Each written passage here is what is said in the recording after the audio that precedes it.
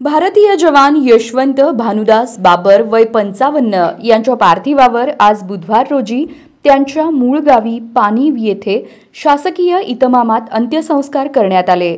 सोलापूर जिल्ह्याच्या माळशिरस तालुक्यातील पानीव येथे हजारो नागरिकांच्या उपस्थितीत आणि लष्करी सलामीत त्यांना अखेरचा निरोप देण्यात आला। यावेळी माळशिरसचे माजी आमदार राम सातपुते हे देखील उपस्थित होते। बाबर यांना रविवारी मध्यरात्री कोची केरळ येथे सेवेत असताना हृदयविकाराच्या तीव्र झटक्याने वीरमरण प्राप्त झालं। मंगळवारी त्यांचं पार्थिव पुण्यात विमानाद्वारे आणण्यात आलं आणि तेथून लष्करी वाहनानं त्यांच्या गावात आणलं होतं। पार्थिवावर अंत्यसंस्कार करताना भारतीय लष्कराच्या जवानांनी शस्त्र सलामी दिली। शासकीय प्रोटोकॉलनुसार अंत्यसंस्कार पार पडले।